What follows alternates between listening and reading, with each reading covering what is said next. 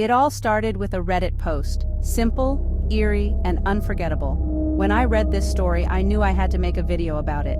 Anyway, here's the full story. Amber was the last to arrive. Her 3 friends were already seated around the campfire, laughter drifting into the dark. She took a deep breath, slipped through the half-open gate, and headed toward the fire. Beer bottles, joints, and candy wrappers littered the ground. Amber wrinkled her nose, already planning to nag them to clean up before they left. She knew it would earn her only eye rolls and shrugs. Her friends treated the Redcliffe estate as a fun, maybe haunted playground. They didn't care about its history, or the rumors that followed it. Amber joined her friends at the fire, sitting on a log just outside the fire's glow. "You're late," Jenny muttered, not looking up as she prodded the fire with a thin branch, sending sparks into the night. "Forgot my mask," Amber replied. "Had to drive back." "We're ready?" Luther interrupted, his voice sharp, eager. Joe was looking everywhere but at Amber. "We're ready." They'd found the game online, buried among links for Ouija boards, tarot cards, and horror forums. It was called the Mask Game. The rules were simple. On Halloween night, meet somewhere close to the dead. The Redcliffe estate had its own abandoned graveyard. Each person needed a mask and had to dress all in black. A fire had to be lit in a specific way, and everyone had to get breathtakingly drunk. If all went well, the spirits would come, drawn to the living, imitating them. But here's the catch. If the players guessed wrong about which of them was real and which was visiting from the other side, the spirits could keep one of them. Amber sipped her drink and fidgeted with the mask in her bag, glancing at the old trees bending in the October wind. She sensed something waiting in the night. "Maybe we shouldn't play," Amber said, a strange chill washing over her. Luther snorted. "Amber, the party pooper strikes again. Stop ruining all the fun for us, Amber. Also, I see you haven't subscribed yet. Please do if you want to watch more videos like this every week." "Take it easy on her," Joe said, though Amber noticed his smirk in the firelight. Jenny stretched her legs toward Joe, her bare feet resting on the edge of his log, possessive. "Have another drink," Jenny suggested with a grin. "Then let's get started." Amber hesitated but took another sip. The campfire painted purple-black shadows across her friends' faces. They all looked so careless, so pretty, all their edges softened by drink.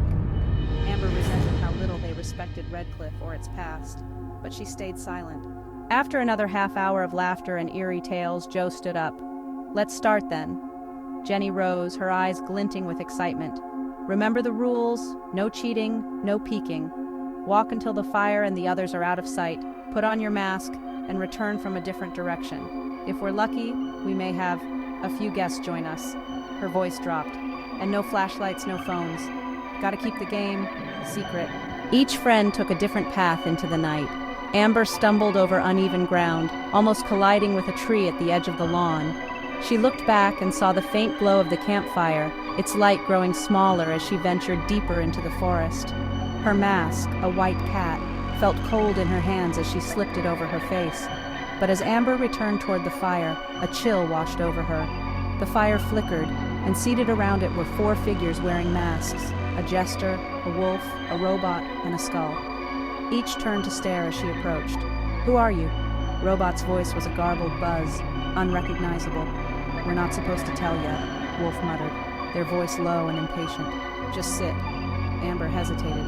"What's going on?" She froze. Her voice sounded hollow, like it wasn't her own. "Seems like one of 2 things," Jester said, tossing a branch into the fire. "Either one of you snuck someone else into the game." He paused, looking around slowly. "Or one of us isn't quite alive." Amber's heart pounded. Not alive? A game that let in the dead? The fire cracked, and the light grew dim. A shiver crawled down Amber's spine as the cold night air bit through her hoodie. Around her, breaths turned to mist, and even the fire seemed to lose its warmth. "Maybe one of us doesn't belong here," Skull whispered, barely audible. Suddenly the fire went out, plunging them into darkness. Amber heard frantic shuffling, cursing, the scrape of bodies colliding. And then, just as suddenly, the fire roared back to life. But they were no longer alone. Dozens of masked figures crowded around the campfire. Some stood, others sat in eerie stillness, all cloaked in black. Amber's eyes darted around, her mind racing.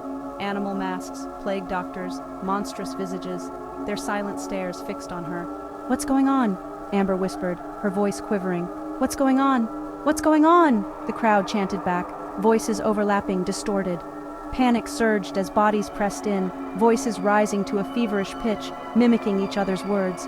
"Where is everyone? Please stop! Please stop! Jenny? Joe? Where are you?" The fire flared and dipped, lighting up hundreds of masks, eyes glowing like wild animals in the dark. Amber's heart raced. Every direction she looked, there were faces. Faces she didn't know. Faces in masks that stared into her. "Help," she whispered. "I don't want to be here. Please." A familiar voice drifted in. "Is that Amber? Is she crying?" Crying again, echoed dozens of voices, taunting. They sounded like her friends, but came from all around her. "Told you she'd ruin the game," sneered a voice like Luther's, echoed by several others. "Poor, scared Amber," mocked Jenny's voice, multiplied over and over. Amber's breath came in gasps. Her hands trembled as she clawed at the mask. It wouldn't budge. She tore at it, nails digging into her face, but it clung tight. "The game's not over," the voices whispered, chilling her to the bone. "Masks stay on until we're done." The fire flickered, revealing shadows that twisted into laughing mouths, hungry eyes. The masked figures leaned in, their voices mingling with animal growls, weeping and chilling laughter. Guess who's real, Amber?" a voice demanded, giddy with excitement. "Or stay forever." I can't," Amber stammered, her voice swallowed by the crowd's excitement. She shut her eyes, desperate. "Just pick, Amber," Joe's voice said, calm, cold. "Who's real? Who's pretend?" Amber's heart hammered, a raw panic surging through her. "You're all fake. None of you are real. None of you care about me. None of you—" The voices faded, leaving only one in her head, calm and chilling. "You've chosen Amber." When she looked up, she was alone. Redcliffe was empty, the fire crackling quietly beside her. She yanked her mask off and threw it into the flames, watching it burn brightly. Slowly, Amber rose, grabbing her phone for light, but the yard was deserted. The trash and bottles lay scattered, but no trace of her friends remained. "It was just a game," she murmured to herself, shaking. "All pretend." As she left, Amber promised herself she'd return in the morning to look for her friends, or at least to clean up.